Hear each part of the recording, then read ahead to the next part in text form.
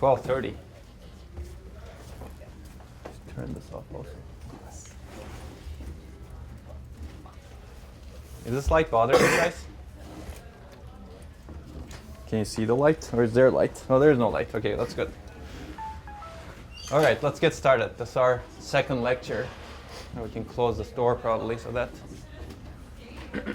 minimize interference. Oh.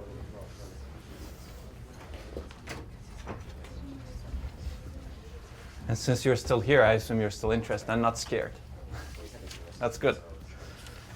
We'll continue what we have started last time, but it's kind of annoying. I really don't like that over there. So do you guys know how to get rid of that? We'll figure that out later. So this is the agenda I have for today. Again, it could be a long lecture, but we'll finish up logistics from last lecture. We'll talk about why we should study computer architecture. Hopefully you have some reasons. I have a lot of reasons to give you. It's actually a really exciting time to do computer architecture. Hopefully, as I will convince you later today in the lecture. And then we'll delve into some fundamental concepts in computer architecture. And then we'll start with the ISA, Instruction Set Architecture. Is that a good plan? Everybody's here for this? Good. So let me recap the last lecture really quickly, just to warm up your caches, if you will. We talked about what it means or takes to be a good computer architect. We talked about the roles of a computer architect, basically looking everywhere, right? Looking up, looking down, looking forward, looking backward. And we'll cover some of this today also. We'll talk about the goals of 447 and what you will learn in this course, why you should be here. Levels of transformation. We'll cover this a little bit more today. We talked about why the levels of transformation exist, the fact that it provides abstraction to the layers up and down, and the benefits of that, right? Productivity, for example, and also the benefits of comfortably crossing them. And I motivated why we should be crossing those layers, and with some examples, with 3 examples in particular, right? Do you guys remember those? 3 example problems. One was memory performance attacks, when actually multiple cores share the memory controller. If the memory controller is not fair, you deny service to some programs. DRAM refresh, we talked about that as a scaling problem. And we talked about DRAM disturbance errors. I'm not going to go over this again, but you're going to pick one of these as you're reading anyway for your homework. And for extra credit, you can pick all of them. And in the meantime, we covered Hamming distance and Bloom filters also. So hopefully you remember these. We'll go into Bloom filters a little bit more later. I guess that could be a good test of the document camera, but let's see. I'll cover some other things first. And then we covered some course logistics. So today we'll start with some more course logistics and continue. Okay? Well, I guess we also covered what are the first assignments, right? So hopefully this is all in your mind. I would like homework 0 this Friday. Lab 1 is due next Friday. And homework 1 is due next Wednesday. Okay, so let me do a quick review. We had a key takeaway from the 3 problems, and that was if you break the abstraction layers across the transformation hierarchy, and if you know what's underneath and maybe what's above, you can solve problems in a much better way. You can design much better future systems. And if you can cooperate across different layers, multiple components, you can actually enable much more effective solutions of systems. We saw that, for example, in the DRAM refresh problem, right? If you can actually expose the different retention times of different parts of DRAM to the memory controller can reduce the refresh count significantly. Or if you expose to the operating system can say, oh, I'm going to reduce the refreshes significantly and not allocate some of those parts of memory that you're supposed to refresh a lot. So if you know what's going on underneath, you can solve the problem in a much better way. But if you do not know, if you just take DRAM as a black box, as a given, if you say DRAM manufacturers provide me DRAM, it's only, I have to refresh it every 64 milliseconds, and I don't know beyond that. Well, then you're stuck, right? You have to refresh it every 64 milliseconds. If you know what's going on underneath, you can say, oh, I don't really have to refresh it every 64 milliseconds. Okay. I mentioned this in class last time, but I have a slide on this right now. Basically, this course is classified under computer hardware. Is that right? You take it as a hardware requirement. Well, it's not a requirement. Is it a requirement for hardware, by the way? It's not, right? It's one of the things that you can take to satisfy that specialization. Maybe it should be a requirement. But this is, you will be much more capable if you actually master both the hardware and the software and the interface between them. And that would be my goal in this course, actually. Not only teach you how to design good hardware, good computer architecture, but also its effects on the software. Basically, you can develop much better software if you understand the underlying hardware. We've actually talked about that a little bit, right? System software, for example. You can design better hardware if you understand what software it will execute. Maybe you can specialize some of your hardware. We'll talk about, for example, graphics processing units that can do very wide operations, multiple instructions, multiple operations on different pieces of data, but using the same instruction. It's called the single instruction multiple data engines. If your problem is such that you're operating on large sequences of arrays, and you're doing the same operation on different pieces of data, that's a good specialized architecture for that, right? And images are like that. Maybe you're doing the same operation on many, many millions of, maybe billions of pixels, right? Then you can specify a single instruction that can do the operations on all of that data. So if you understand what software it will execute, your hardware can become much better. You can also design a better computing system if you understand both. So that'll be our goal in this course. That said, this course covers the hardware-software interface and the microarchitecture. So we won't be dealing with how to design the operating systems. But the hope is that you will think about it. So when we talk about, for example, different memory channels, let's say, you can think about how the operating system could be designed to take advantage of those. And sometimes I'll give you examples of that also. And we will focus on trade-offs and how they affect software. So this was one of the slides that I went through quickly, so I'll cover it in a little bit more. This is the definition of computer architecture from the syllabus, I think. I'm not sure. I don't know if I included in the latest syllabus. But it's basically the science and art of designing, selecting, and interconnecting hardware components and designing the hardware-software interface to create a computing system that meets functional, performance, energy consumption, cost, and other specific goals. It's kind of a mouthful, but you kind of get the idea, right? And I said it's science and art. We'll get back to this. I kind of gave you the idea of why it's an art. We'll cover this a little bit more also. So this is a very broad definition. The traditional definition, which we will focus later on in this course, this is one of the definitions, but an earlier definition that was provided by Gene Amdahl. How many of you recognize the name? Amdahl. More? Hi. I recognize it. Yeah. Amdahl's law, how about that? You recognize it better probably. Yeah, this is the guy who developed Amdahl's law, or who came up with that concept. Basically, according to his definition and the traditionally accepted definition, architecture is used to describe the attributes of a system as seen by the programmer, i.e. the conceptual structure and functional behavior as distinct from the organization of the data flow and controls, the logic design and the physical implementation. So he's really defining the interface here, right?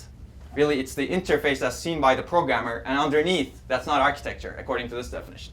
So this is really the traditional definition of instruction set architecture, in a sense. I'll get back to this slide, actually, in fact, when I introduce instruction set architecture.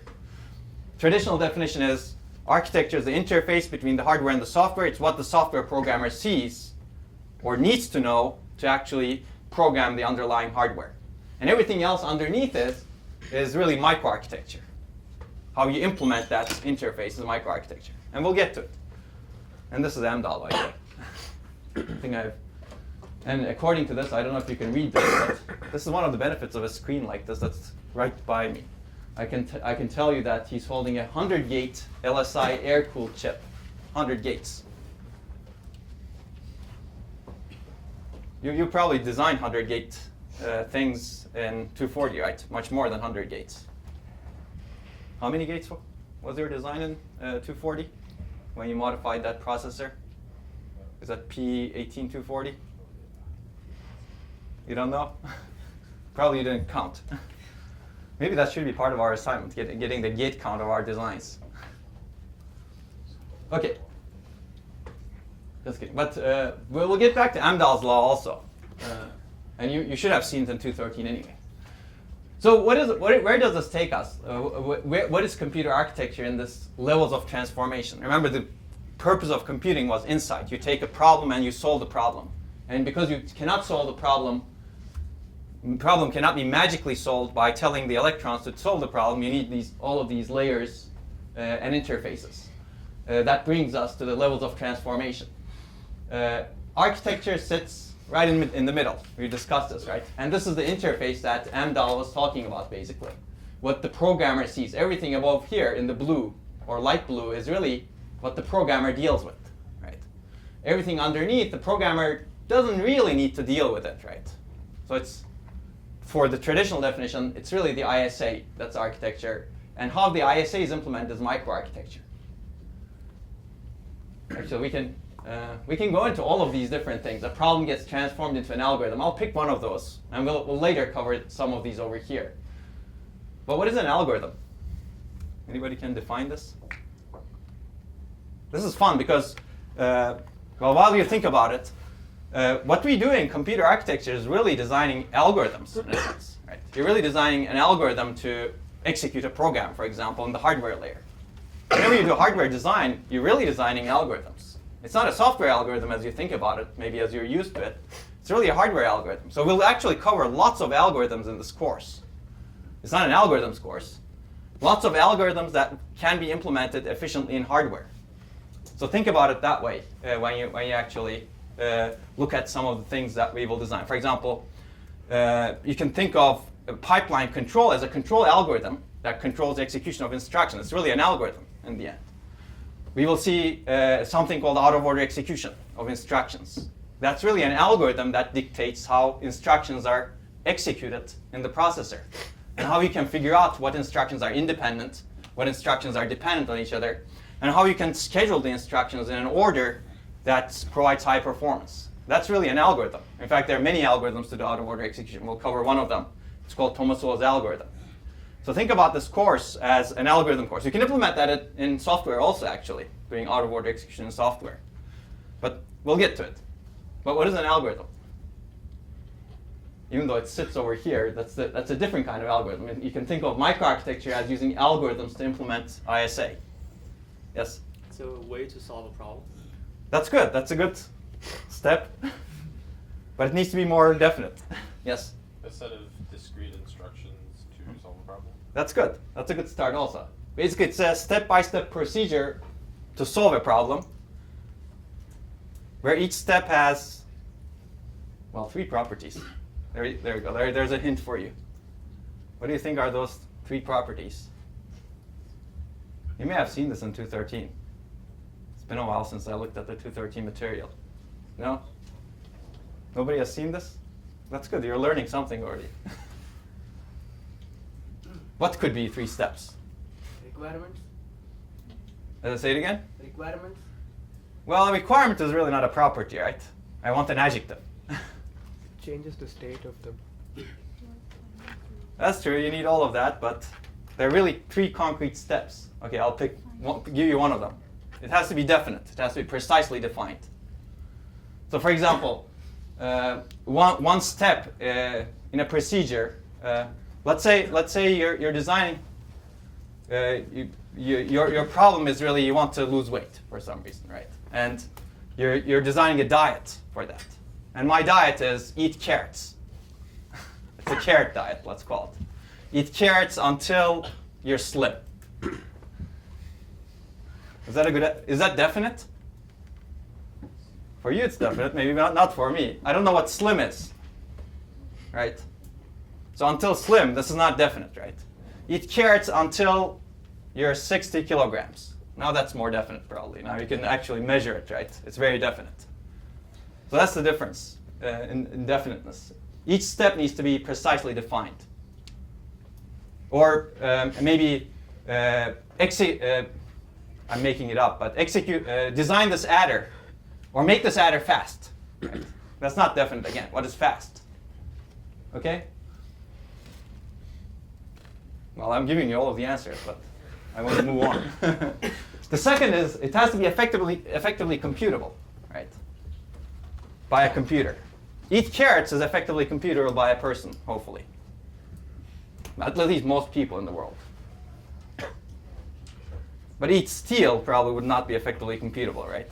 That's probably not a good algorithm for your diet. There's one more. key step. Yes? Is it like you have to change the problem into a smaller problem? Well, that's kind of written over here, step by step, right? It's kind of assumed at the high level. Yes. Finite. Yeah. Say it again. Finite. You have to do it in a number of steps. You can't do it unlimited. That's right. Yes. It has to end basically. It has to be finite. It has right. It has to terminate. Eat carrots until your 0 kilograms may not terminate. Right. That's not a good algorithm, probably. Well, that's not an algorithm, basically. Okay, according to this definition. So hopefully you'll design algorithms, or when you think about the algorithms that we discuss in this course, think about some of these properties. Okay. So for example, when you actually design hardware, you may have loops, infinite loops in the hardware, right? Then that's a problem. That's an algorithmic problem in your hardware. Okay. So let me go back to this levels of transformation. This was kind of a very linear progression, but I'd like you to also think about this as a nonlinear system, if you will. Here, the interfaces are very, very, very, very rigid. It's good to have this view in mind, but there's something that's really missing in that picture, in my opinion. In the end, you're really designing a computer for users, right? So maybe it's better to modify this like this, right?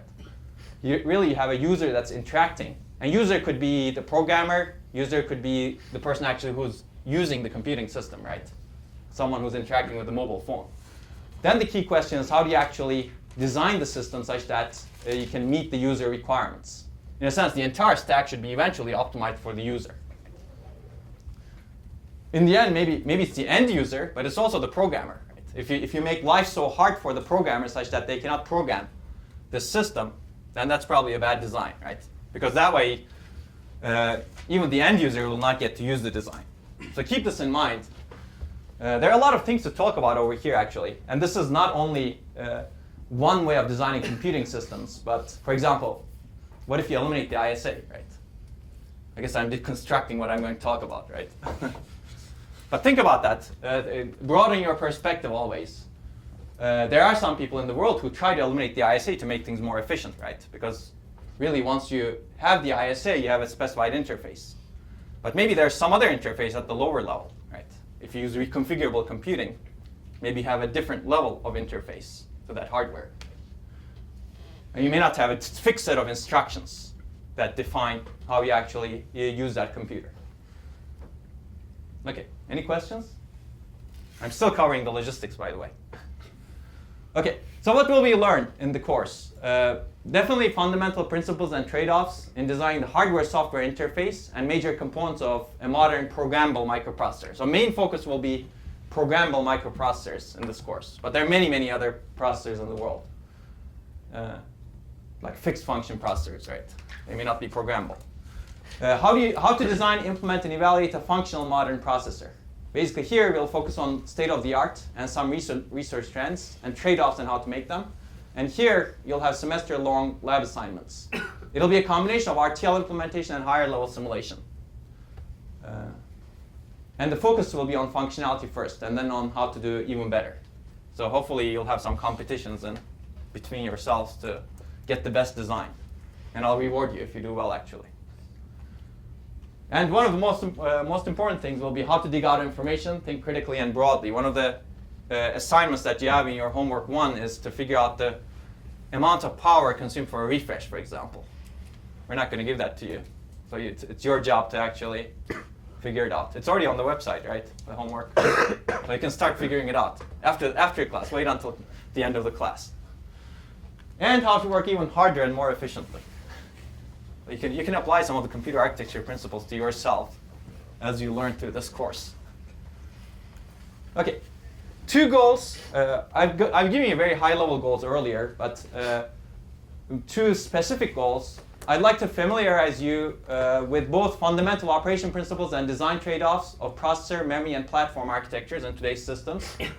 And again, the strong emphasis will be on fundamentals, design trade-offs, how to make them, key current and future issues.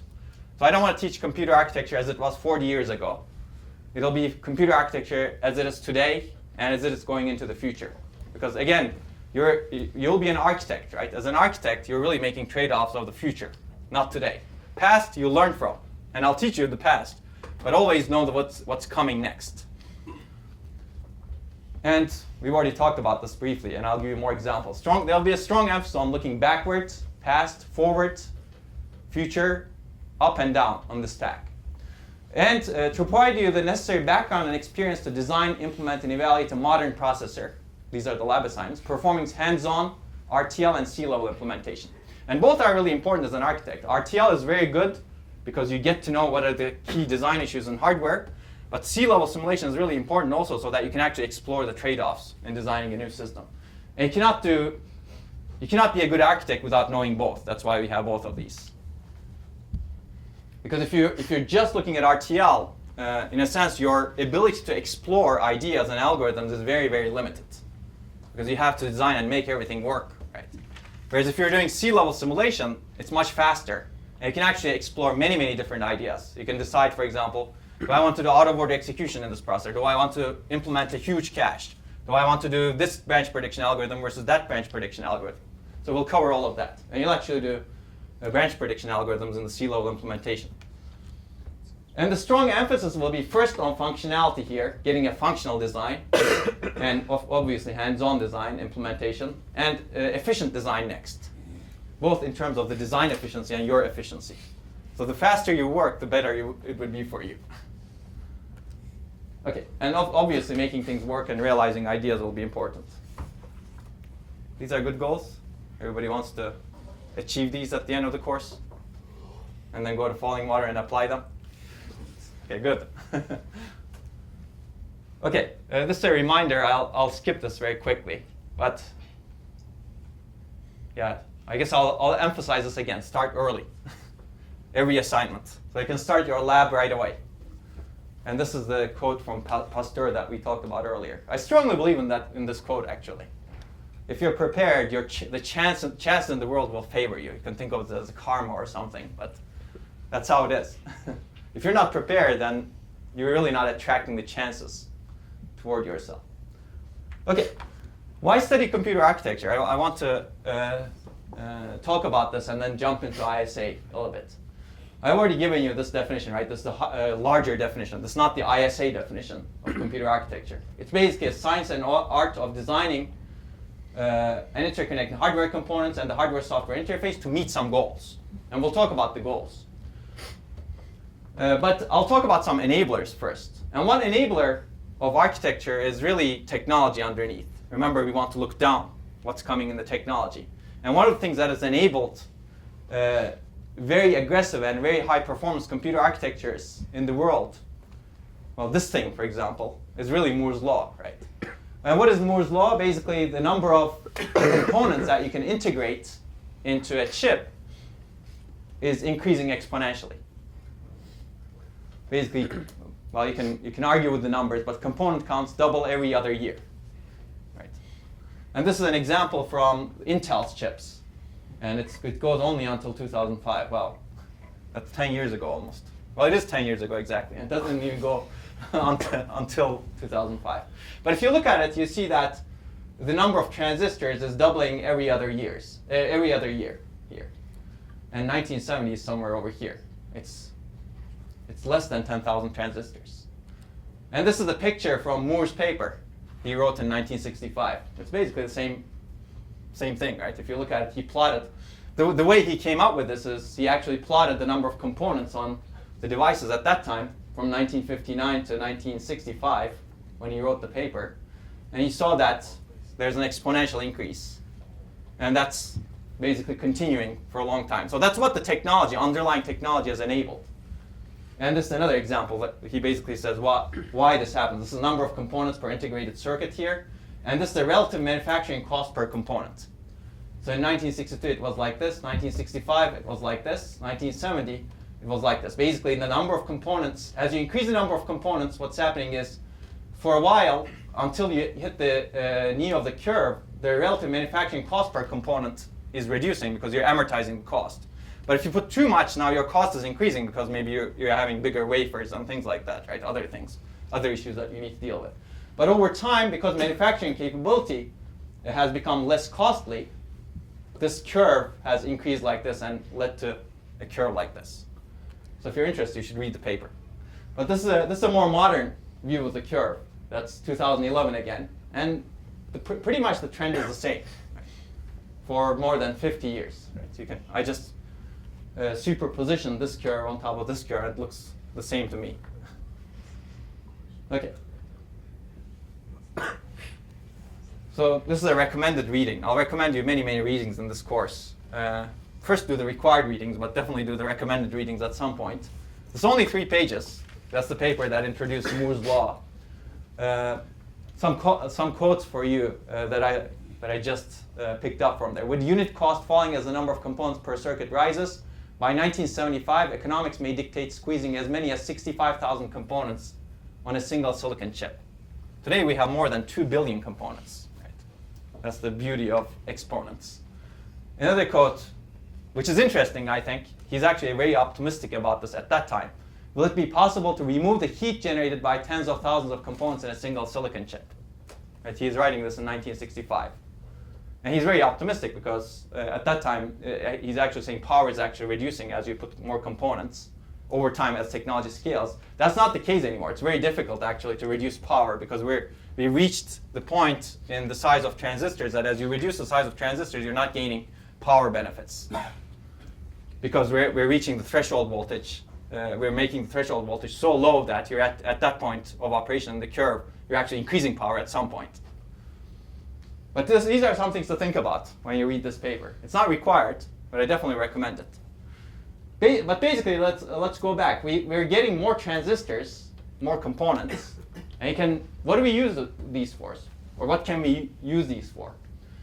Your readings for this week should give you an idea.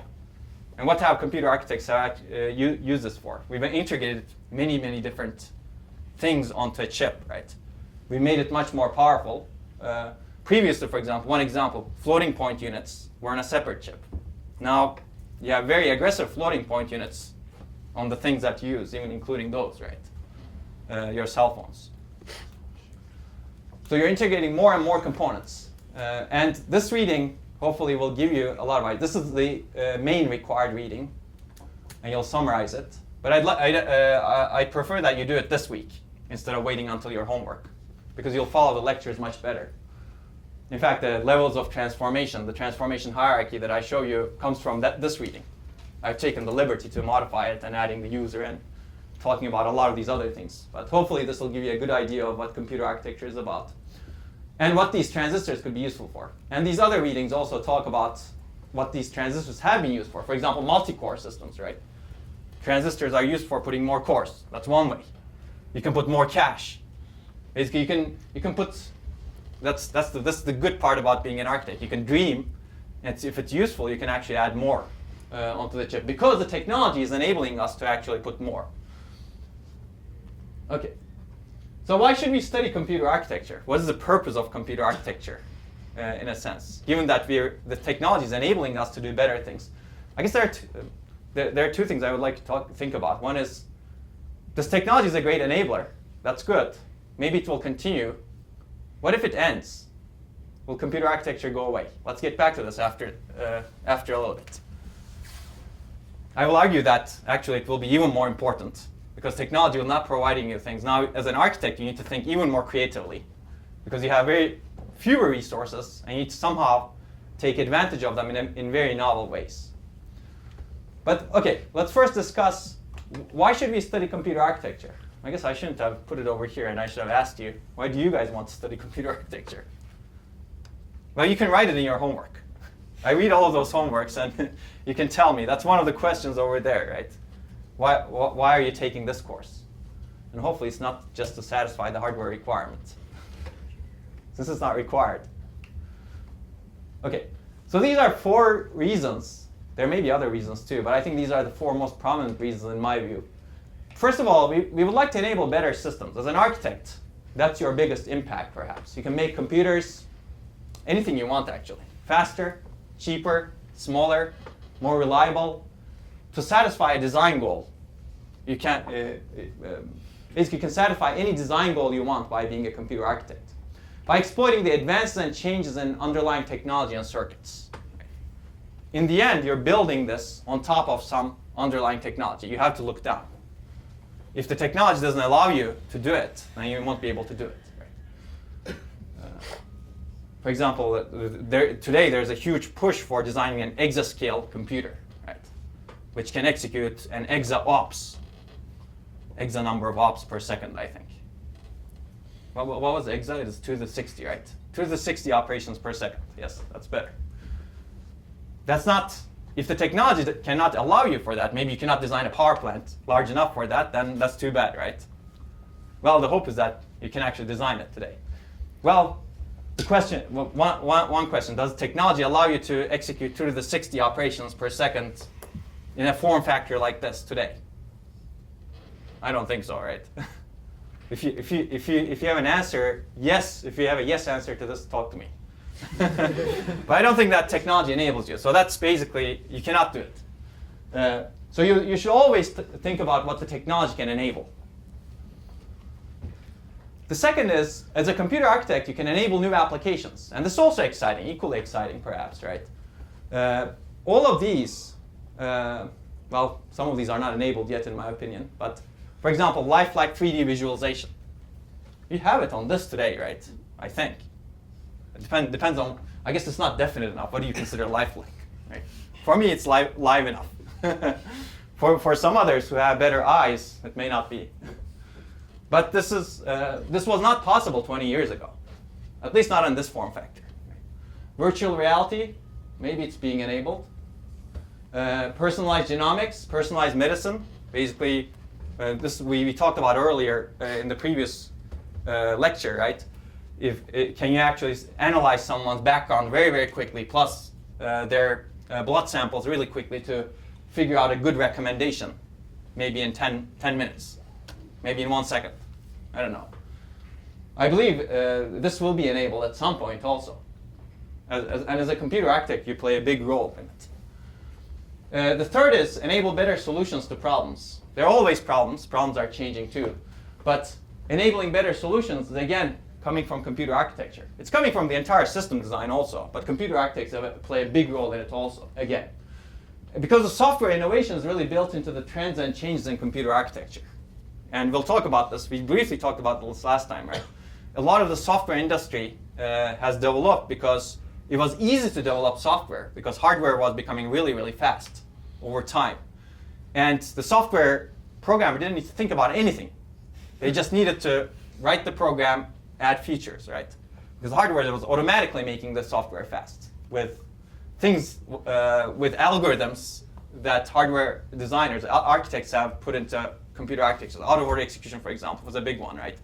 It enabled, you could write a very inefficient program and the hardware can still execute it fast because it's finding the parallelism underneath. And this is actually still true, I believe. I haven't plotted this, but you get more than 50% performance improvement per year. Well, maybe it has reduced with multi-core, right? With single core, actually, this was the case. You would get more than 50% performance improvement per year. With multi-core, maybe you do get it still, except if you parallelize your program. That's the difficult part. Okay. And the fourth is understanding why computers work the way they do. I guess maybe you can consider this intellectual curiosity. That's a good thing. But this actually enables all of the things at the top, right? If you understand what's going on, you can enable all of these things. And maybe also, I don't know, design a computer. Maybe also do some other things with this. You know, what else can you do if you understand why computers work the way they do? Well, maybe you could model the brain or things like that, right? Maybe you can actually somehow understand how humans work also. That's a stretch at this point, perhaps, but this could be useful on its own. Anybody can think of something else here? Yes? You can exploit the vulnerabilities. Okay, I see. Sure, why not? You can exploit the vulnerabilities. I like the way you think. You should probably exploit the vulnerability that I talked about in the last lecture. And see what happens. So why do you want to do that? I don't know. Because I could. For fun. That's good. That's also good. You got to have fun while doing it, right? Or for profit, maybe. That's another possibility. Okay, what else? So I agree with your larger point. It's fun, because it's fun, basically. I'll add that in the next iteration of this course. Just remind me. Okay, you can write why you would like to study computer architecture in your homeworks. So let me tell you a little bit about the trends in computer architecture today, because I believe today is actually one of the most exciting times in the history of computer architecture, and maybe systems in general, to study computer architecture. Why? Well, because the industry is in a large paradigm shift today, because a lot of things are not set in stone at this point. We've shifted to multi-core. No processor that you can buy today is a single-core processor, at least no high-performance processor today. And we're shifting beyond. And we're seeing a lot of issues, like the ones that I discussed not yesterday, but 2 days ago. Right? The DRAM row hammer problem, for example, that vulnerability didn't exist before. And we're seeing those issues today. And many different potential system designs are possible. And there's no set in stone design that's driving computer architectures today. This was not always the case. Like if you were studying computer architecture 20 years ago, you would be set in a paradigm. And that paradigm was single core, right? A single core, out of order, superscalar processor. And the goal was to improve that as much as possible, right? Well, that paradigm hit a wall at some point. And we'll talk about that also. Actually, we'll talk about the single core design a lot in this course, because that's looking backward, right? You got to look backward and to figure out what has been done, because those will be useful. Those fundamentals will be useful in the future also. But that design paradigm was the major paradigm in computer architecture for decades almost. But today, it has become very difficult to continue that paradigm. And there have been many difficult problems that have motivated this shift, and that are also caused by this shift. For example, power and energy constraints. It became very difficult. Well, these two go together, I believe, and complexity of design. It became very difficult to exploit all of these billions of transistors to build just a single core that can take a single thread and execute it much, much faster going forward. The designs started to become much more complex, and we will see the complexity of out-of-order execution when we talk about out-of-order execution in around lecture 14 or so. And it became more power-consuming also. These algorithms that were built into hardware to extract performance from a single thread became much more difficult to actually design a power-efficient way. And these led to the multi-core, shift to the multi-core. That may or may not remain, because multi-core is also evolving today, as we will see. Because industry doesn't really know. Because multi-core, again, puts the problem on this programmer, right? Programmer-microarchitect trade-off. Again, let me give you the example. The microarchitect, it was difficult for the microarchitect to design the system in a simple and power-efficient way. So they punted, and they started putting more cores on a chip that are simple. Now the problem became programmer's problem to extract the performance. Right? So that's a very fundamental trade-off between programmer and the microarchitect. But okay, I won't go into detail in all of these, otherwise we'd be talking here for maybe a few days. But there are other difficult problems, like difficulties in technology scaling. The one that we discussed last time, the row hammer problem, the DRAM row hammer problem, the disturbance errors. That's a technology scaling problem. Technology is becoming less reliable as you reduce the size of it. And the reduction in the size of the technology actually what enables Moore's law, right? That way you can integrate many more transistors on a chip. But that's also leading to reliability issues, for example. And that's also leading to power issues. So maybe there will be new technologies. It's not clear yet. We'll talk about some emerging memory technologies that could be replacing DRAM into the future, like phase change memory, spin transfer torque magnetic memory, and memristors, which you may have heard of. These are new technologies that were searched because it was difficult to scale earlier technologies. They're not there yet, but that's my point, basically. The industry is in a shift that's trying to, they're searching for new solutions. And when I say industry, it includes academia also. Academia is in a shift also. Memory wall gap, this has always been a problem. It's becoming a much bigger problem, as you will hopefully read in the readings that you see. It was partly because the paradigm was designing much better processors. A lot of people focused on processor design. and made processor designs much faster, but memory was kind of ignored for a long time. And now you've seen Amdahl, so you can think Amdahl's law dictates that you should focus on the bottleneck that's bottlenecking your performance, right? In terms of, if you phrase it in terms of performance, right? Well, the bottleneck is memory, because core was improved, processing core was improved for a long time. So memory has become a big wall. So now people are trying to figure out how to fix that wall. Reliability we briefly talked about. Programmability, that's a problem also. If you move to multi-core, if you keep the core simple, if going into the future, single core performance doesn't improve, somehow the programmers need to parallelize their code to get better performance, right? So now how do you program these systems?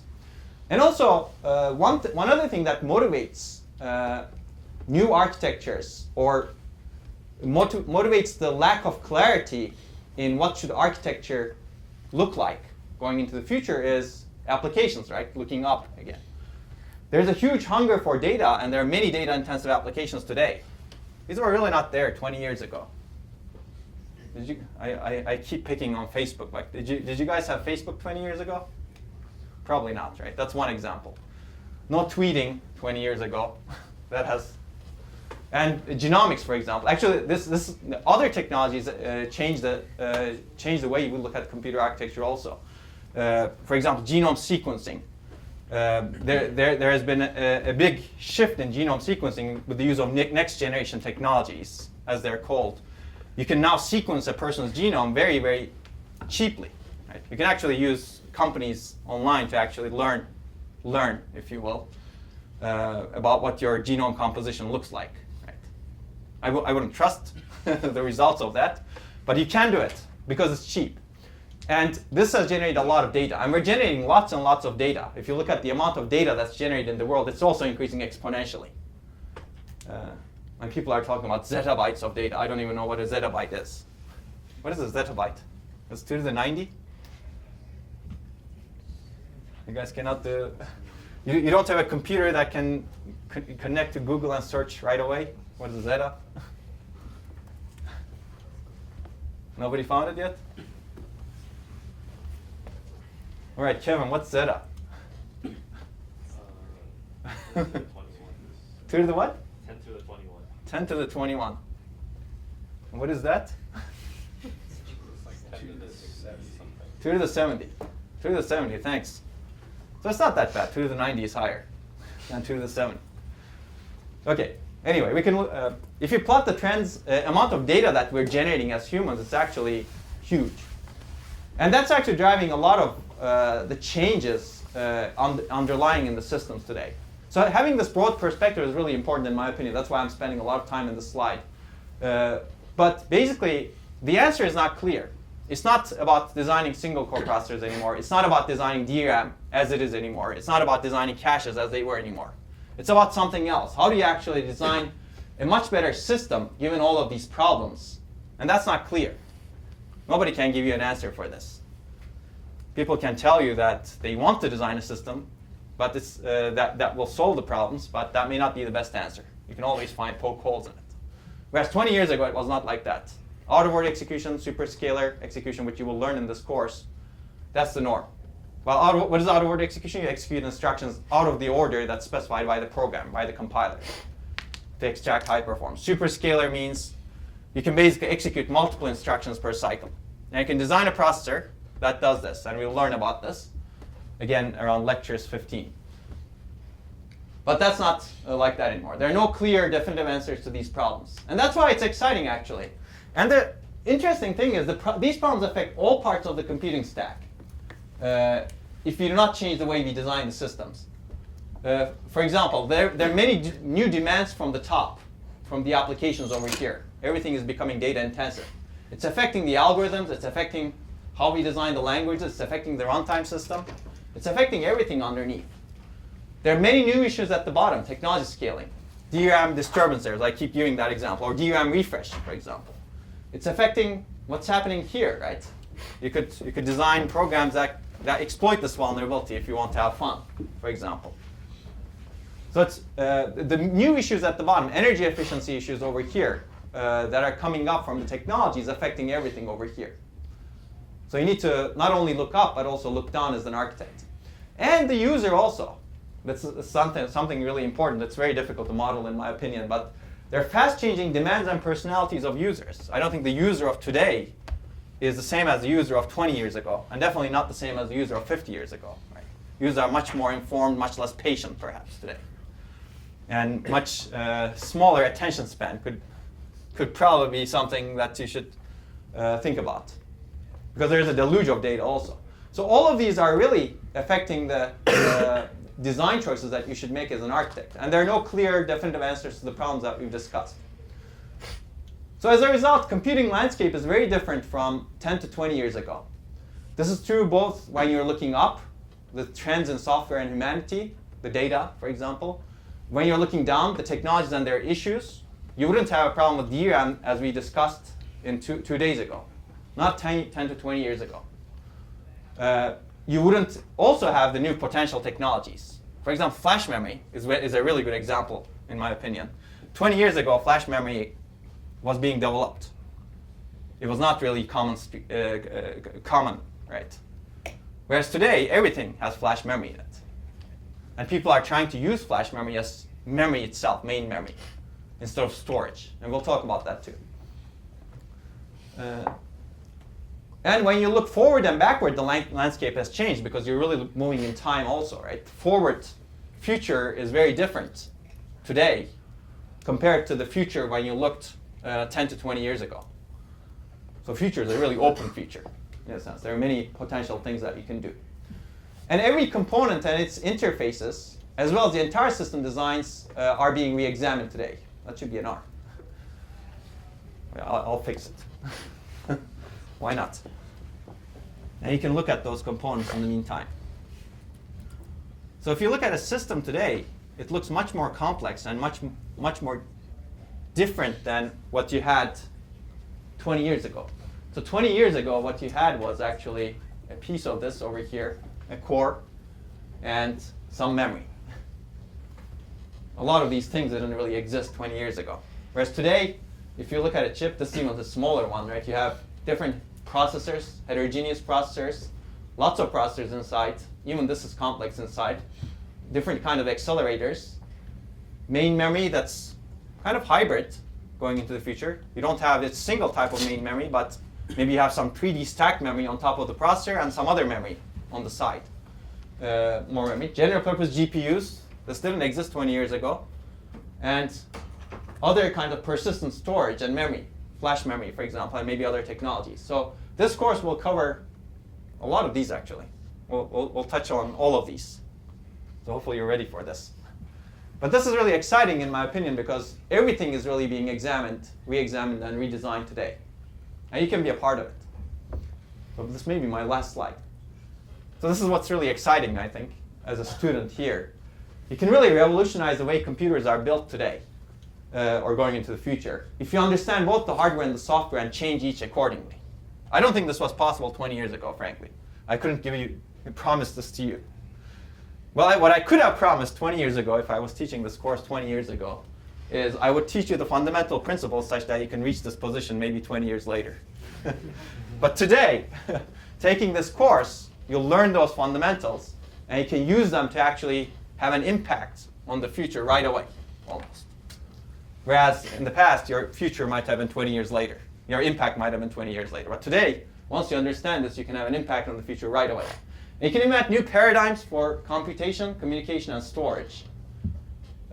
Because things are shifting, actually. I always recommend this book when I talk about paradigms. And there's usually one person who's read this book in class. Has anyone read this book?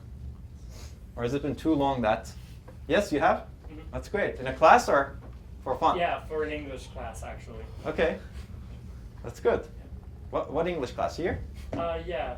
It was comparing, I forget the exact name, but it was comparing science and humanities and talking about representation of science and humanities. Okay. So it's all talking about the adoption of new scientific ideas and paradigms and how that cycle is. How that cycle happens. So that's good. So you know what what I'll briefly summarize in the next 5 minutes or less.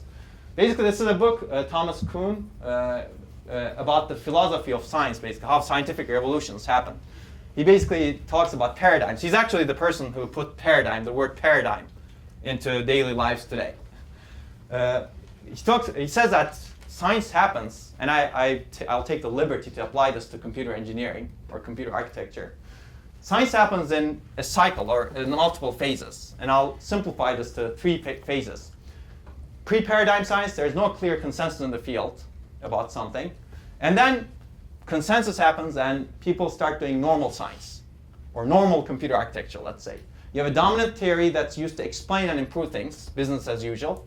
You design out-of-order superscalar architectures, for example, and do nothing else. And exceptions are considered anomalies.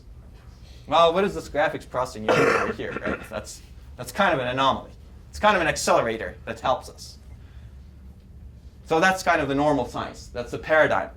But today, we're somewhere here, in my opinion, pre-paradigm science and evolutionary science. We're really re-examining all of these underlying assumptions that were there for a long time.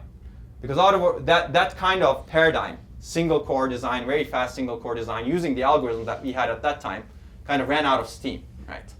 It led to all of those problems that I briefly discussed earlier. So we need to examine all of these underlying assumptions, and as a result, there is no clear consensus in the field as to what is the best architecture. And maybe there won't be a lot of consensus for a long time. So you have the opportunity to actually decide on a consensus at some point, maybe, and affect that. And this is the guy, by the way, Thomas Kuhn. And this is, did you read this version? Or this version? The left one. Left one, yes. This is the 50th anniversary edition. Or this version. No, not that version. I cannot read on this thing, but this is again, this is a paradigm, right? This is the paradigm of a book. This is the paradigm of a Kindle, I guess, or computer. So people have moved to this paradigm shift.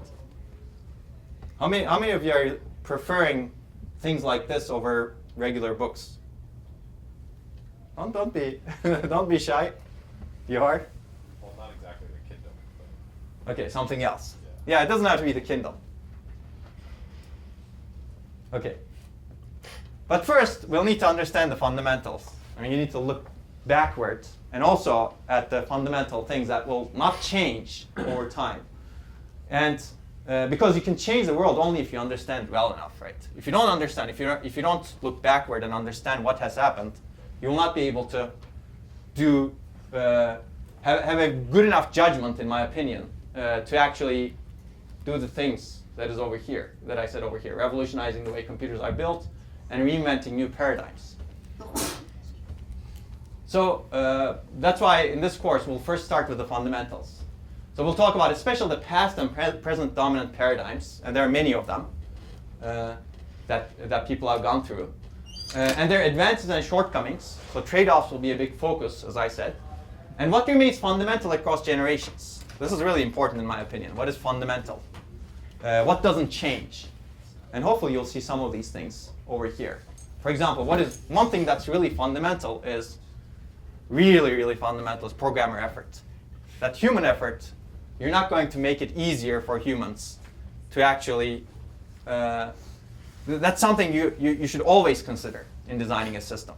Because as you increase that, you're really making life harder for someone. And in the end, programmers are the ones that create the software, right? And what techniques you can use and develop to solve the problems. So we'll cover all of these. Any questions? Okay, so I'll keep going then.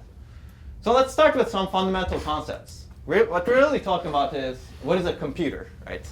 Computer architecture is about designing computers. And a computer at some level consists of really 3 key components: computation, communication, and storage, or memory. And this is one way of looking at it. And when I look at the memory and storage, it's really the memory system and storage system. Usually they're separate. But again, even this is changing going into the future, in my opinion. These may start merging. Right? If you think about the system, traditionally this has been disks, and this has been DRAM, or for a long time it's been DRAM at least. Well, this is getting closer, right, in terms of the devices that we can build. So DRAM is volatile. As a result, it cannot be persistent storage. It cannot have persistent data stored in it.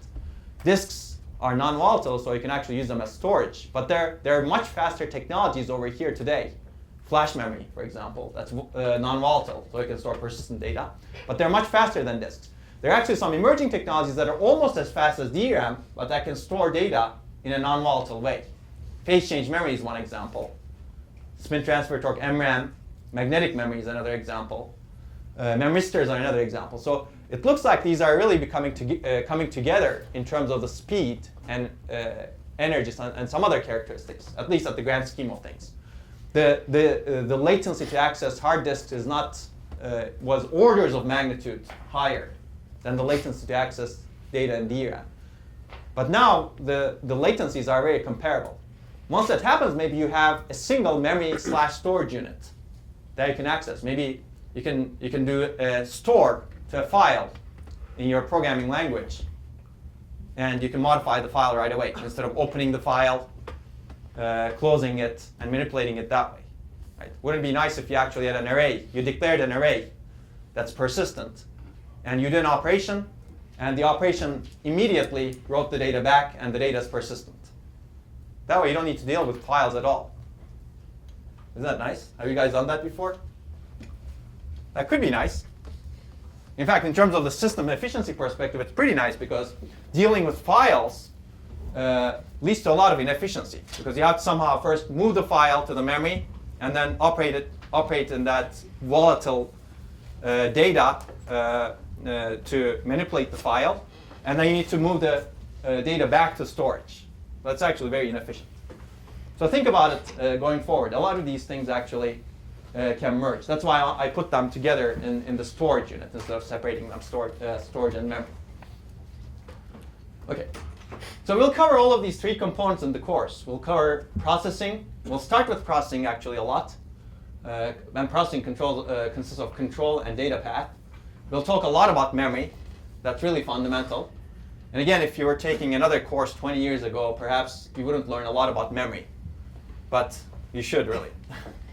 In fact, maybe you should learn more about memory going forward than processing. But again, remember, processing is very fundamental, right? In the end, we're designing systems to do processing. But all of the pictures I've shown you earlier, we call it a processor, but most of it is really memory, right? If you look at a processor today, most of the chip area is really dedicated for storing data and moving data. All of those caches. If you look at the computation units, they're really small.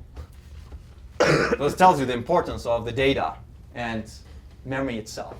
And we'll talk about I/O as well, interconnects. Okay, have you heard about the von Neumann model? How many of you have?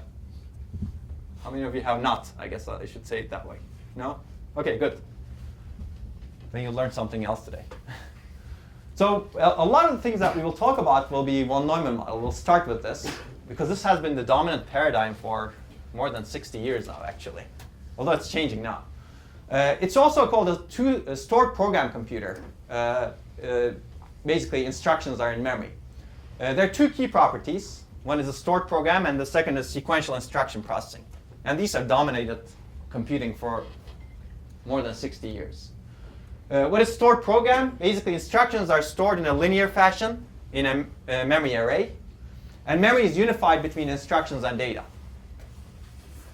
And the interpretation of a stored value depends on the control signals. Basically, whether you interpret a value as an instruction or as data, that depends on the control signals you apply. Because when is a value interpreted as an instruction? You may not be able to answer this right now, but well, if you think about the design of a sequential processor, when the program counter points to that location in memory, you interpret that as an instruction, right? When you fetch something to execute as an instruction, or in the fetch stage, if you will. So we'll talk about how a processor is designed. But basically, in this model, all data is the same, but interpretation of the data is different depending on when the processor is really accessing that data. And the second property, we should never forget in this course and going forward later, is sequential instruction processing. And this has been very, very powerful. Basically, it says the computer processes one instruction at a time. You fetch execute and complete the instruction, and then move on to the next instruction. That's the idea of sequential instruction processing. And you have a program counter that identifies the current instruction that's being processed. I like the name instruction pointer much better. You're really pointing to the instruction that's being processed, right? But program counter has been used for conventional reasons. And program counter or instruction pointer is advanced sequentially except for control transfer instructions. Implicitly, you go to the next instruction, right? This is how you program in C, for example, when you write programs. And this has been the most powerful model. Well, I said more than 60 years, right? And if you want to, this is the paper that first introduced the von Neumann model and some other things, preliminary discussion of the logical design of an electronic computing instrument. It's a nice paper. It's about 50 pages. Well, although it's typeset in a different manner such that it doesn't take you that long to read it. And I will actually refer a lot to Padam Patel book. The chapter 4 has a very nice description of the von Neumann model. And if you don't have this book, I would definitely recommend that. You get it. It's not required. We don't have required books. But this is something you would... I still use this book, for example, when I want to think about some concepts. Basically, two properties again: stored program, sequential instruction processing. And this is what a von Neumann model kind of looks like pictorially. There's also input and output. If you read this document, it talks about input and output. I'm not going to talk about that. But basically, you have stored program somewhere in memory. There you go. And you have sequential instruction processing. An instruction pointer, you use the instruction pointer to get the instruction, place it over here, and then you process it. You execute one instruction at a time, and then change the instruction pointer. Okay. There's a question for you. It's a good model. It's been successful for a long time. Is this the only way to design a computer? No. What other ways do you have? Data flow. Data flow. Wow. You guys are ahead of me. There are other ways, right? No. But it has been the dominant way. If you will, if it has been the paradigm for a long time, right? The dominant paradigm for computing for n decades. It's not clear if that n is changing right now. Or even multiprocessors is not von Neumann, right? If you look at a multiprocessing system, multi-core processor, each individual processor may be a von Neumann computer, but taken together, the entire system is not von Neumann anymore because you're executing multiple instructions at a time, right? And these could be from different threads. Okay, so I'll introduce a data flow model of a computer. Have you guys seen this before? What, data flow? Okay, good. Some of you have, some of you haven't. That's good. How many of you have not? A lot. That's good. Good, you're learning one more thing. So in von Neumann model, an instruction is fetched and executed in control flow order. Control flow order meaning the program sequence order, right? And that order breaks if you have a branch instruction, for example. Then you branch to somewhere else in that sequential stream of instructions. This is specified by the instruction pointer, right? And the control flow is sequential unless you have an explicit control flow instruction. On the other hand, you can design a completely different model, which is the data flow model. And instructions fetch and execute in the data flow order. You don't have any control. You just say, I'm going to fetch and execute an instruction when its operands are available, when I'm ready to execute it, basically. If I don't have the data that's needed to execute this instruction, I don't even fetch that instruction. Right? I don't even know that instruction. Does that make sense? That's a very different order. Basically, when the operands are ready, you can fetch and execute the instruction. As a result, there is no instruction pointer. There's nothing that dictates that sequential execution in this case, right? Because you don't need it. You just need to be able to find the instructions that you need to execute, but that's not an instruction pointer. That's just an address for the instruction, right? Yes? Is that how out of order execution would work too? Well, we'll get to it, yes. Underneath, out of order execution works this way, in a limited way. But you can design an entire system that works this way without having anything von Neumann in it. Anything that's sequential in it. So instruction ordering is, as a result, specified by data flow dependence, right? Each instruction specifies who or which other instruction should receive its result. And an instruction can fire when all of its operands are received. Does this make sense? Okay. So potentially, you can execute many instructions at the same time. Because you start a program, this instruction has its data available, it fires. This instruction has its data also available, and it fires. Right? There's nothing that says you should execute one instruction at a time. You can execute millions of instructions at the same time, assuming all of those instructions have their inputs available. And as a result, it's inherently more parallel. Right? And I'll give you an example over here. Well, I guess this is the example. Consider this von Neumann program. Right? It's sequential statements. You can write this in C. I guess you can write better assignments in C. What is the significance of the program order here? It does some calculation, right? In fact, it basically adds A to B, puts it into V, and then B multiplies B by 2, puts it into W, and then assigns to X V minus W. And assigns to Y V plus W, right? So there's some dependence, certainly. For example, this instruction, well, this instruction depends on these two instructions. But these two instructions are independent of each other, right? You can execute them in parallel. But the sequential paradigm says you should execute one instruction at a time. In the data Yes. flow,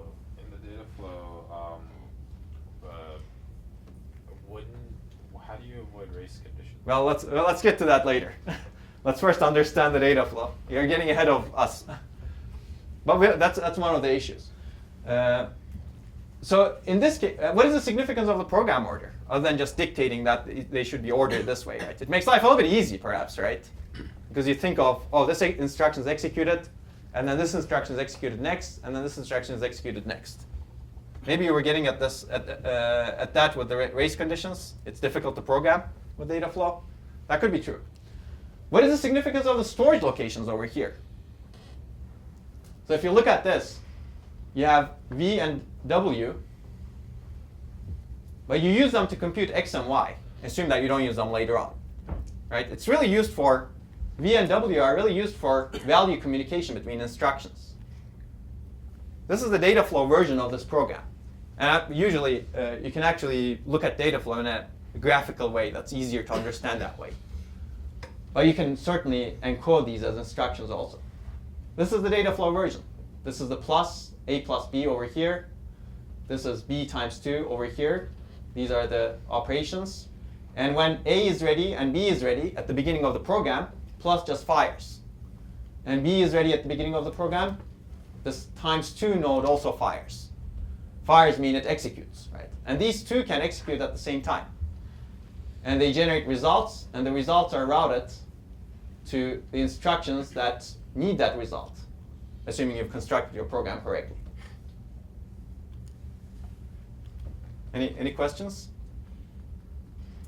So this is also called the data flow graph, if you will. It's really the data flow graph that's that corresponds to the sequential program.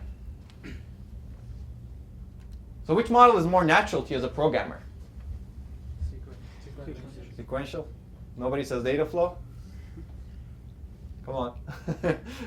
We're in 2015 now. That paper was written in 1946.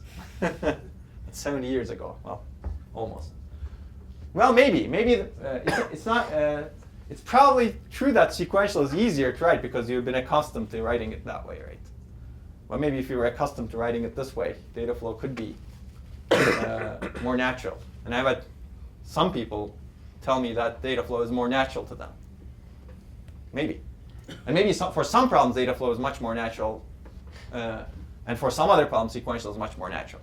And it's not clear. That's up for debate, I think. Yes? I would say data flow feels more natural if you're designing hardware. But since I can't really imagine what a processor would look like that processes a data flow program, it doesn't feel natural. I see. That's a good answer, actually. Well, we'll talk about data flow processors in lecture something. 18, I think. So people have actually built data flow processors. They don't look that bad. They're not that hard to design, but there are some design issues, yes. What are some examples of data flow processors? Well, there are none. There are none that you can use today. But a lot of the sequential processors actually take advantage of the data flow principles today to do out-of-order execution. And we'll cover that also. Okay. But basically, in a data flow machine, a program consists of data flow nodes. And these are data flow nodes over here. A data flow node fires, it's fetched and executed when all of its inputs are ready. In other words, when all its inputs have tokens. So this is one example of an ISA, for example. Let's start building it. I'm not going to finish it today, obviously. But this is a data flow node, and it's ISA representation. You can, basically, you have an opcode, you have an argument that's here, and you have another argument that's here, and you have bits that are saying the arguments are ready, meaning somebody already produced the result. And you have a pointer that says this is the destination of the result. You should actually make the bit ready for the instruction that's at this location. That's how we communicate between instructions. Maybe now you're thinking of how to design a machine, right? It's actually not that bad. It's doable. Then you have the questions, how do you actually fetch the instruction, right? Well, a fetch of an instruction means somebody must have produced the values and made these bits ready, right? The operand's ready. So that may become a little bit more complex. Instead of just saying instruction, you're designated to execute. That's the program counter approach, right? Okay, so you can think about this a little bit. But you can actually build an entire programming language using the data flow nodes. For example, you can have branches in it, right? Well, what this node, for example, does is it has a control input, true or false, and then it has a data input, x, and if the control input is true, the data input goes to this part, this destination. If the control input is false, the data input goes to this destination. It's basically a branch, right? And in this case, because it's false, when both of its inputs are ready, this conditional node fires, and it executes, and its functionality is what I said. And because this token is false, the input token gets passed to this output that is specified by the false. And this instruction over here fires, assuming the other input is ready, instead of this instruction over here that's waiting. Okay? You can have relational operations that could actually produce true and false, booleans. In this case, it's a greater than operator. If left is greater than right, if left input is greater than right input, it produces a true. Otherwise, it produces a false. Right? And then you can connect this to the input of this, for example. Does that make sense? Now you can design data flow programs.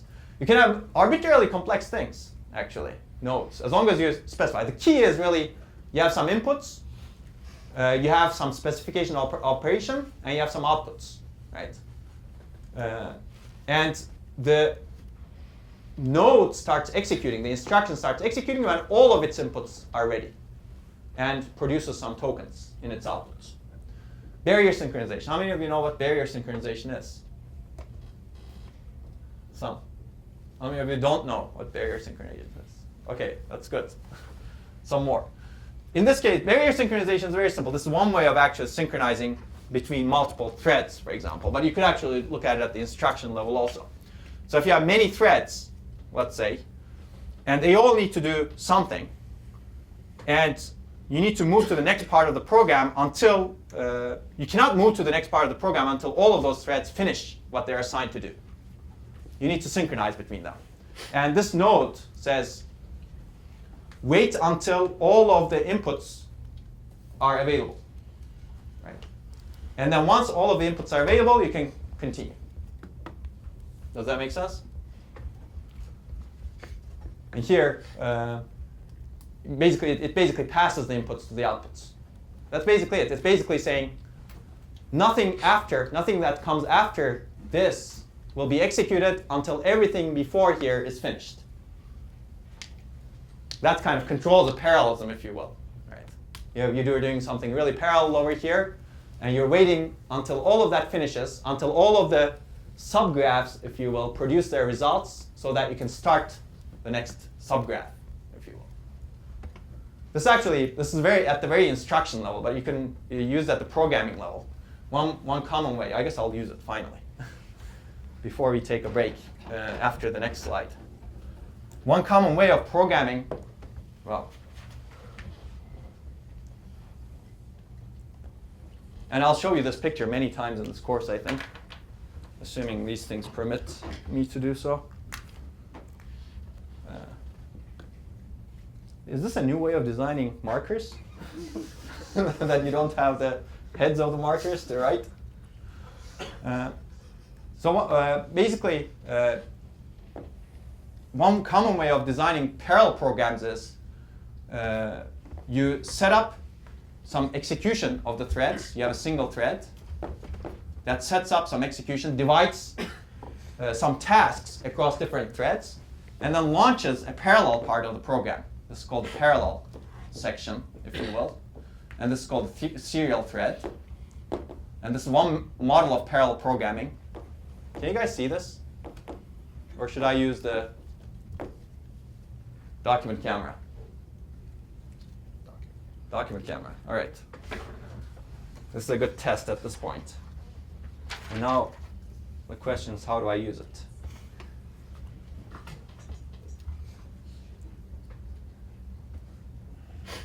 Document camera, right display.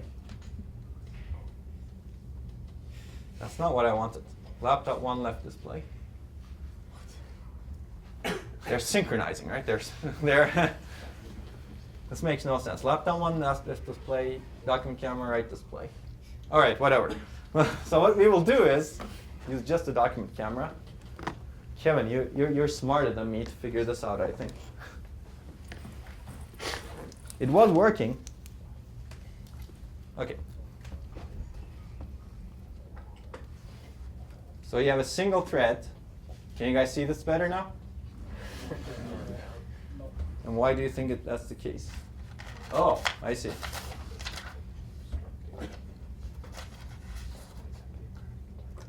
Is this okay? How about that? Single thread that sets up inputs for parallel threads, and this is the sequential part of the program. How about now? I don't know what you see. Okay, there you go. I can optimize this. And then threads start executing. Let's say you have a program that launches 8 threads. Have you guys done parallel programming with threads? Yes? Okay, that's good. So you'll probably know what this is. And basically, these threads do some computation. One of my favorite examples is counting the number of different characters in a book. You have letters, right? A, B, C, D, E, F, G, H. And you have a book that has, let's say, 80 pages, right? And your goal is to count how many A's, B's, C's, D's are in the entire book. You can parallelize this problem by breaking the book into chunks, right? Let's say you have a single thread somehow sets the program up. The first thread works on pages 0 through 9, right? The second thread works on pages 10 through 19, ... right? Pages, well, I guess 0. All right, 70 through 79. Nobody numbers the pages 0 anymore. Because that tells you that I'm a computer designer. So basically, this is the 80-page book. And you're counting the number of characters in the entire book. But you want to parallelize the problem. Basically, you assign the first 10 page to this thread. And this thread counts and eventually produces a histogram. Basically, each thread produces a histogram that kind of looks like this. A through Z and the count, right? Like this. ... So that's the output of each thread. And eventually, you need to merge that output, right?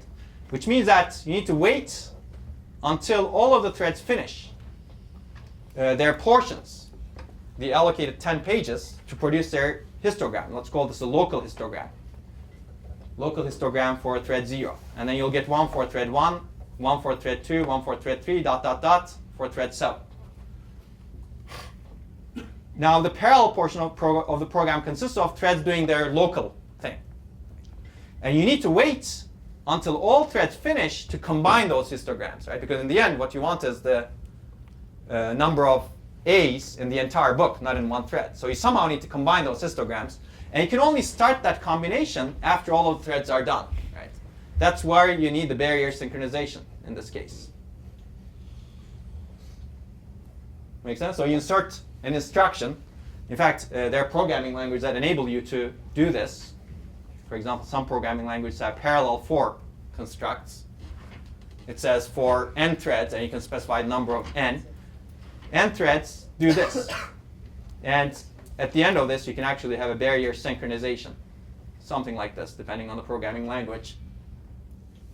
Basically, you execute, each iteration is executed by threads, a thread, number of threads that you specify. And at the end, the thread waits until all of the threads are done. Does that make sense? So this is called bot synchronous processing, actually. It was introduced by Leslie Valiant, who received the Turing Award a few years ago. And I don't remember the paper right now. It's in the 1970s. If you search for bot synchronous processing, you'll figure out. And this has been the dominant paradigm for parallel processing for a long time, actually. And why is it bot synchronous? Basically, you're doing things in bulk here, and you're synchronizing in the end, right? It's really synchronous. Okay, so that's one place you need barrier synchronization, and you can implement that. Well, now if I had the heterogeneity, if I do it quickly enough, it'll work. No, it didn't work. What do you guys think? Left display laptop 1. Somehow these are synchronized. Basically, you can actually implement this barrier synchronization using this instruction. You can think about how to do that. But Kevin can find the paper and put it online. Okay, I'll go back to document camera for a little if you want to take notes, but I don't know how to do that right now. Okay, any questions on this? No? Okay, we'll cover this later on because there are actually interesting issues here. For example, let me actually exercise your mind a little bit. Let's say the first 10 pages of the book are empty. Book is empty. Well, this thread is done very quickly, right? It won't do anything almost. Empty is probably a bad example. Why would anyone produce a book that's empty? Although that's art, right? You can open a book and all of it is empty, and that's your book. There's some utility to that. But maybe some parts, some of the work that's assigned to threads. Let's say this thread is assigned some work that has a lot of that has a lot of pictures. You're not going to count A's and B's in the pictures, right? So that thread gets done very quickly. As a result, the execution looks kind of like this. And basically, this thread takes a long time because it has lots of text. This thread is done right here. And this thread is done right here. This thread is done right here because for some reason they have less work to do, right? As a result, all of these threads need to wait for this thread to finish. In a sense, it's kind of the bottleneck, right? And this is a very fundamental problem in parallel processing. It's called load imbalance. Basically, the load of each thread is imbalanced. And it's really affecting your performance significantly. So Amdahl's law suggests that you accelerate that thread somehow, right? Or balance the load across threads. You figure it out somehow, do better assignment of data to the different threads. Make sense? So some of the things that we will cover later in the course will target this load imbalance. But this is really important to understand going forward. Okay, now let me switch to laptop 1 if I can. And give you a problem. And that's your problem. You can solve it in the next 3 minutes where we take a break. What? 5? You prefer 5?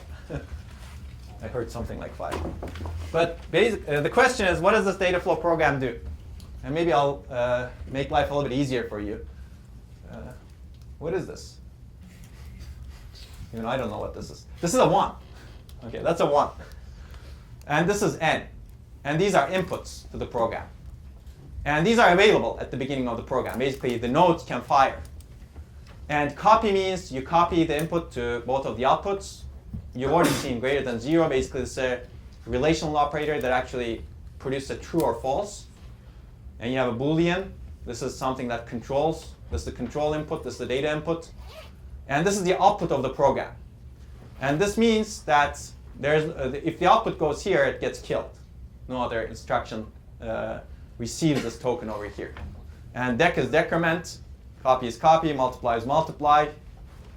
I think I've given you everything. And one more thing, I guess, it's kind of a loop over here. This is not the best way of showing in data flow, but what's happening here is the token that gets generated over here gets recirculated into this node here. Make sense? And the token that gets generated over here gets recirculated. And this node can fire multiple times, basically. Initially, it fires with one, and then hopefully later on, it may fire with something else. So your task in the next 5 minutes is, well, maybe you're done, then we don't take a break if you're done. So if you can decide whether you want to expose that information to me right now. How about you tell me after we take a break? Which time should I choose? How about India time? 0028 India time. 3 minutes later. Is that good enough? For everyone to take a quick break? Okay. Don't tell me yet.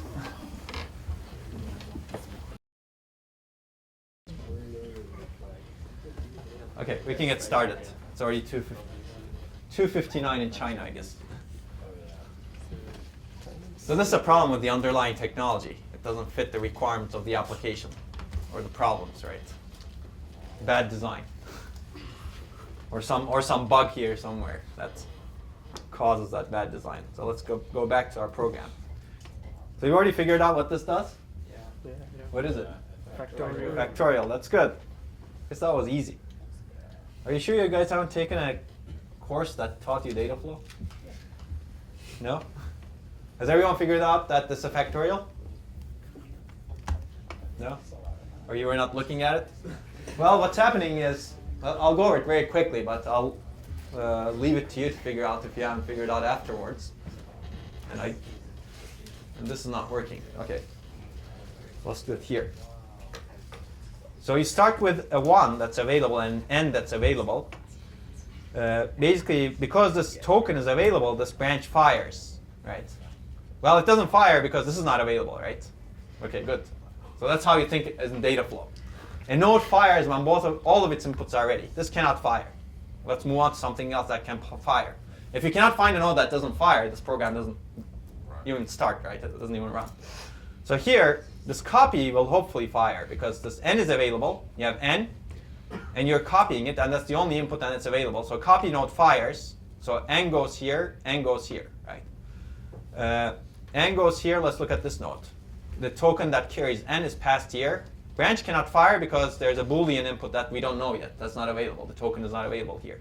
But this n makes this node fire because it's its only input. N is greater than 0. Well, I guess I didn't give you a key information. N is a non-negative integer.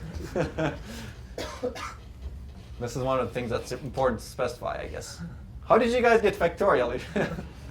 It's factorial under some conditions. If n is a non-negative integer. If n is negative, then this is a problem. I don't know what you would get here. Get 1. You'd get 1? Yeah. Really? Let's see. If n is negative, what will happen is this will be false. You'll get false here, and you'll get 1 out. You're right. But I don't know what happens here. Will it stop? Yeah, that goes. I guess it will stop. That's right, because this is minus. There you go. So it's not completely factorial, because according to the definition of factorial, you shouldn't get 1 when n is negative, right? You should get undefined. Yeah. So there should be some other node over here that gives you undefined if n is negative. Okay. So if n is positive, assuming n is positive, what's happening is this n is greater than 0 is evaluating the true, which enables this node to fire. So you get true here, true here. And as a result, 1 gets passed to this true output, and 1 gets multiplied by whatever comes from here. And whatever comes from there is really n, because this node fires when n is available here and true is available here. So you get n over here, and n gets copied here. You get 1 times n over here, right? And then you decrement n. Make sense? Which means that in the next iteration, what you have as input is n, and n minus 1 here, right? Is that correct? And then you repeat the same thing. What you'll get over here is n. Is that correct? Actually, No. What you get over here is 1, basically. See, you got to think. I got to think more. We had 1 times n over here. That's n. In the next iteration, you get n. In the next iteration, you get n minus 1 down here. So you have n times n minus 1. So at the end of the next iteration, you have n times n minus 1 coming over here as input from here. And you have n minus 2 coming from here. So this is n times n minus 1 and n to minus 2 over here. So you'll get n times n minus 1 times n minus 2 as the output. And then basically you terminate when n becomes 0, right? And as a result, the output will be the factorial, whatever you get over here, n times n minus 1 times n to minus 2, dot, dot, dot, until you have 1. So it's n factorial, assuming n is non-negative again. Good. Most of you got it. And if you haven't gotten it, this is something you can solve. It's not that hard once you understand how the entire thing operates. Okay. I guess I run out of battery here. Oh, that's on. There you go. Okay. So we're actually talking about ISA level trade-offs. One big ISA level trade-off is, do we need an instruction pointer in the ISA? Right? Whenever you're designing an ISA, instruction set architecture, that's a big trade-off. If the answer is yes, what you have is a control-driven sequential execution ISA. An instruction is executed when the instruction pointer points to it. And IP automatically changes sequentially except for control flow instructions. If the answer is no, what you get is a data-driven parallel execution ISA. At least that's one of the options. An instruction is executed when all its operand values are available. And this leads to many, many trade-offs, right? And we're not going to cover all of this today. There are many high-level ones. What is the ease of programming, for example, for average programmers? How do you debug this? And I think that's what you could be getting at with the race conditions, for example. Debugging is actually very hard for a data flow program. And we'll cover this later when we talk about precise exceptions.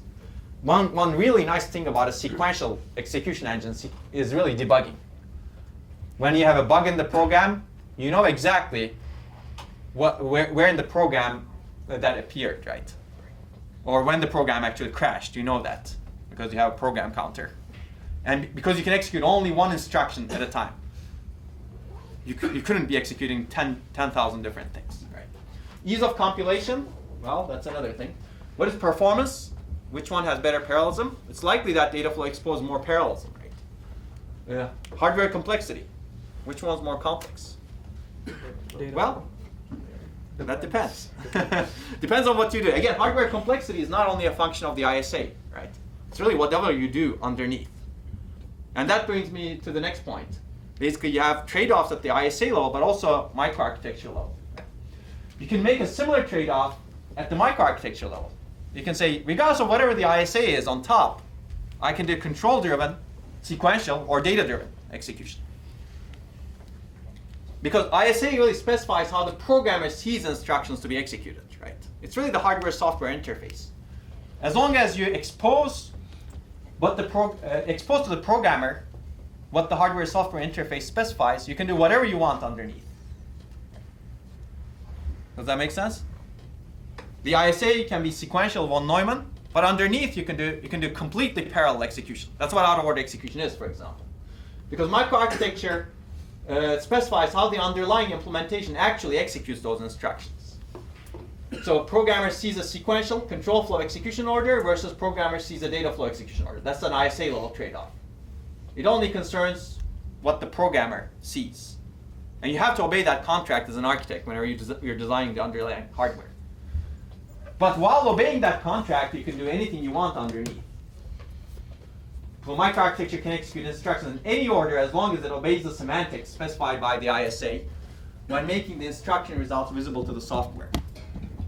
So programmers should see the order specified by the ISA. Okay, so we'll get to this basically. In most architectures today, ISA is sequential. x86, for example, ARM, MIPS, Alpha, whatever architecture that you can come up with that you may not even have heard of. Most of them are sequential. That's the dominant paradigm. Whereas microarchitecture today, most microarchitectures that implement those ISAs are not sequential, they're parallel. They execute instructions out of order, for example. But if you want to learn more about data flow, I would recommend you to take a look at these papers. We'll get back to this actually in a later 447 lecture. These are the two, this is the first paper that actually introduced data flow as an architecture. And this is one example machine that was built at the University of Manchester. Key difficulty has been how to program that. That's why the sequential execution has been very, very popular and effective.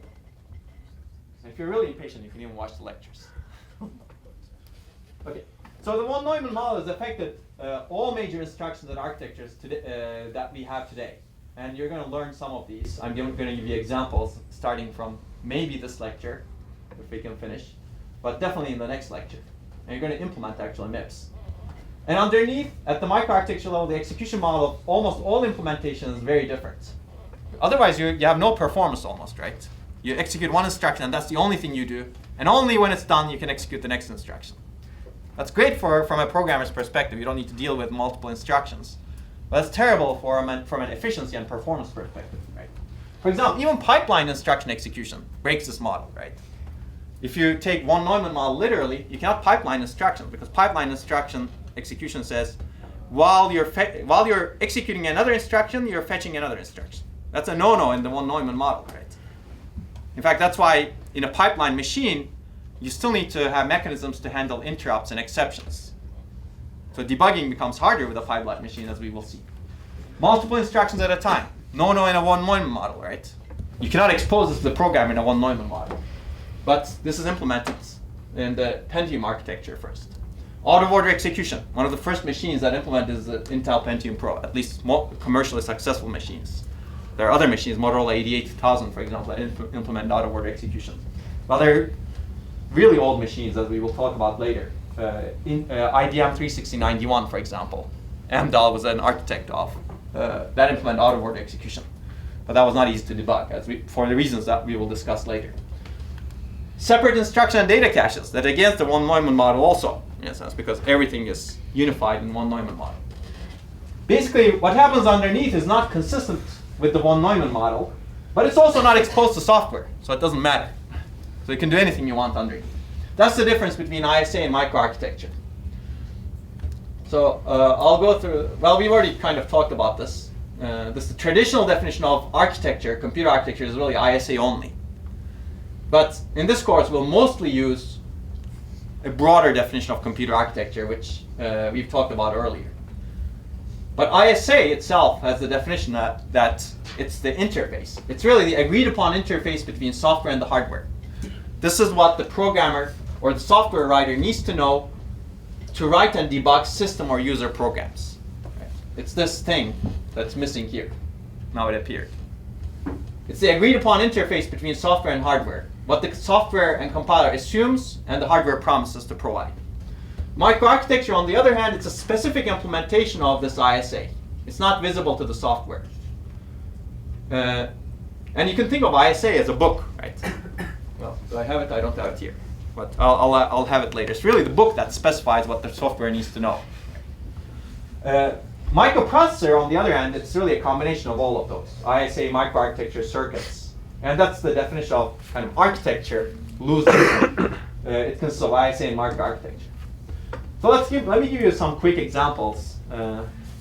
What is part of an ISA versus what is part of a microarchitecture? This actually happens in many, many different places. You interact with the world using interfaces, right? For example, you can sit on the chair. That's part of the actions you can do on the chair. Right? Actually, there's a lot of things you can do on a chair. But you don't know, you don't care what the chair is implemented with. Well, for some actions, we may care. Right? One example, when you're driving a car, for example, the interface of different cars is usually the same. Gas pedal, least acceleration, right? It's the interface for acceleration. But how the acceleration is actually implemented internally in the car is very different from car to car, right? Some cars can be much faster than the others, right? And the implementations can be completely different, but you're not exposed to it as a user. As the programmer or driver of the car, all you care about is the interface, not the internals. Internals of the engine, you care about if you want to maybe fix the car, right? Or maybe design the car. And so as a result of this, implementation can be various as long as it satisfies the specification. And this exists in many, many cases. For example, add instruction is part of the ISA. The software needs to know what an add looks like and what is the consequence of executing an add, right? What changes in the state that's specified in that document that specifies the ISA. But underneath, the designer of a microprocessor can choose to implement an adder in 1,000 different ways. Have you guys implemented adders? Yeah. In 240? No? 340, 341, which ones? 340. 340? Okay. But not 240? 242 perhaps, maybe simple ones.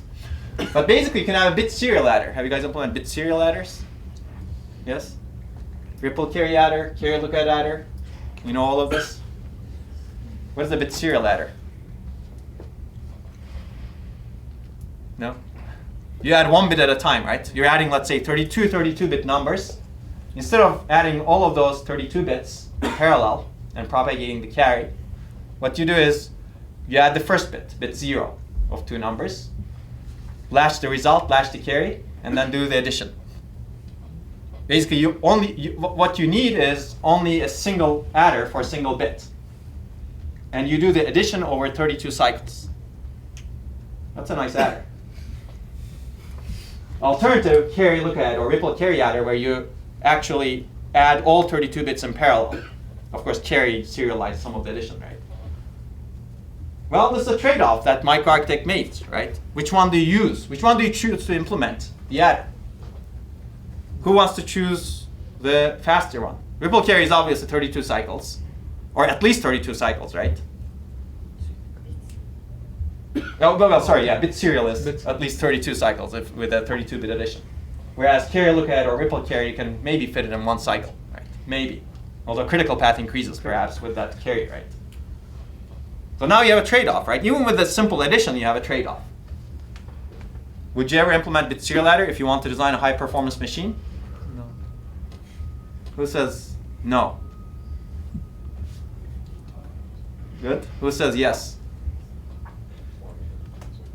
Is there another answer? Depends. I like that answer. Yes, I like the depends. It depends. It's the right answer, it turns out. It really depends on what your program looks like, again, right? So bit serial addition is really efficient if you think about it, right? You can actually make the clock cycle much faster that way because you don't need to propagate that carry across 32 bits, right? With the bit serial addition, you just generate a carry and it's used in the next cycle, right? Well, your clock cycle may be faster,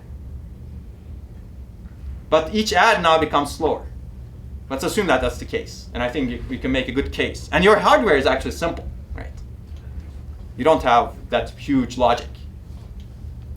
Well, what kind of programs could benefit from it? Yes? Programs that don't add a lot. Well, that's true. They won't not only benefit from it, but maybe you don't need an adder there, right? I don't know. What if you're doing lots of additions in parallel? Actually, it's a good case for a bit serial adder, right? Because you don't care about the latency of each addition in that case, perhaps. But what you really care about the throughput of adds. Let's say you're doing billions of adds, and you want to finish billions of adds in a cycle. If you make your adders complex, you got to design a chip that's huge, right, to do those billions of adds. Whereas if you have a bit serial adder, yes, each add will take a long time, but your throughput will be high enough because now you can put many, many of these adders. And people have actually made this choice. There was a machine called Connection Machine that was designed in the 1990s. It has 64,000, well, to the 16, 65,536 to be exact, bit serial adders because it was executing programs of this nature. The goal was to do scientific simulations where you would do many, many additions across large vectors. and they chose to use bit serial adders because they were limited by hardware space. They couldn't put ripple carry adders, and it was better to actually do bit serial anyway because they could clock the machine faster. So it depends is actually a good answer in general in computer architecture. There's nothing set in stone because remember, you're looking up. There's usually some program. So this is a specific case, of course, right? If you're doing general purpose design where add latency matters, well, maybe it doesn't depend. Okay, so other examples. x86 has actually many implementations, for example. x86 is the ISA. It has many, many implementations over the year, and I don't know what it's called today. And these are all different. And one other thing is microarchitecture usually changes faster than ISA. We have few ISAs also, but many microarchitectures. Why do you think that's the case? All the software has to change. Yes. You have a different answer? Say. Well, because like if you change the ISA, then you create problems with compatibility. That's right, yes. That's a real Yeah. big So this is covering the same thing, basically. Because you're really changing the interface. And if the ISA changes significantly, well, you have no programs to execute, right, until somebody writes those programs. So you're breaking the compatibility. And there are many examples of why changing the interface may not be a good idea. And this is a big reason. Again, programmer, remember, that's very fundamental.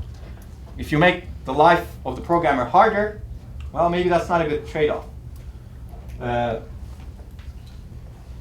One example, Intel, for example, wanted to have IA64. Do you guys remember IA64? Yes. Yeah, IA64 was Intel's version of 64-bit architecture, but it was a completely different ISA. And we'll cover some of that actually. It was based on the VLIW, very long instruction word paradigm. Multiple instructions encoded in a single instruction bundle. And that didn't work out well because that changed the software interface significantly. Right? They did provide compatibility mechanisms for the old ISA also. If you look at the IA64 specification, it subsumes the x86 specification actually.